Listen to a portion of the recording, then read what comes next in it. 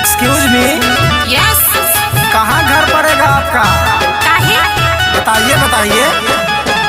काहे बताए? काहे कि आप मुझे पसंद आ गई। अच्छा, तो कहना क्या चाहते हैं? कहना नहीं, पूछना चाहता हूँ। क्या पूछना चाहते हैं? पूछिए। तो सुनिए। तानवा से गोर तू तो बहुत देखालू,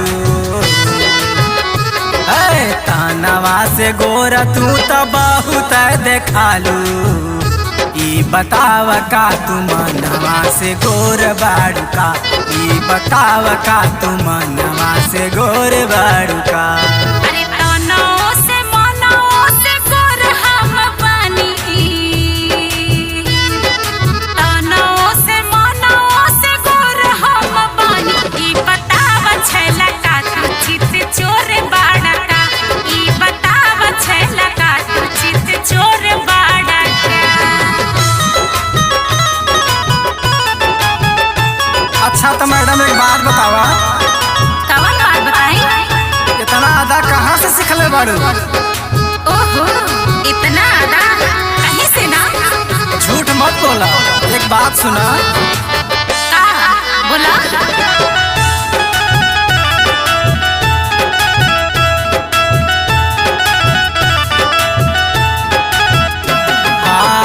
पानी बेहोश जब से लड़ल नजरिया,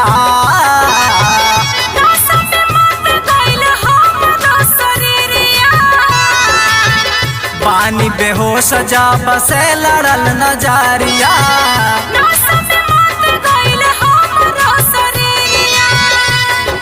प्यार से त लोगवा कहेले हम मोरनी,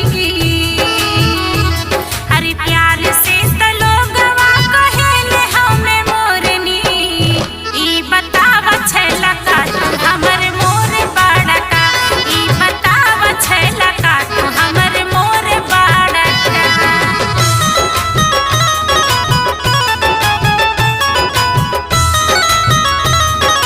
एक बात कहीं तो के कहा?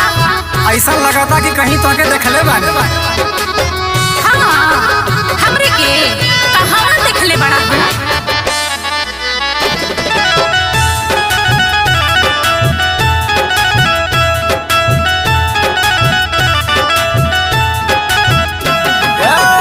तुहरा के देख दिलवा भरे उड़ान हो, पिछले जन्मवा के लागे पहचान हो।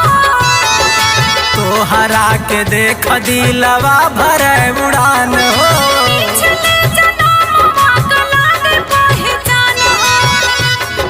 सखिया हमार हमें कहेली पतंगी, अरे सखिया हमार हमें कहेली पतंगी।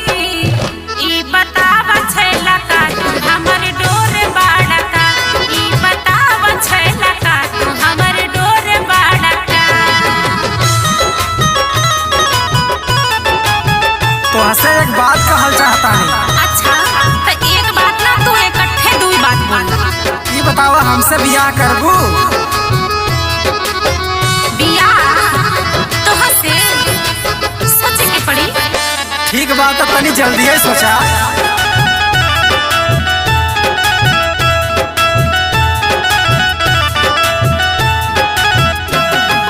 मन करे होई जाई दुई से को,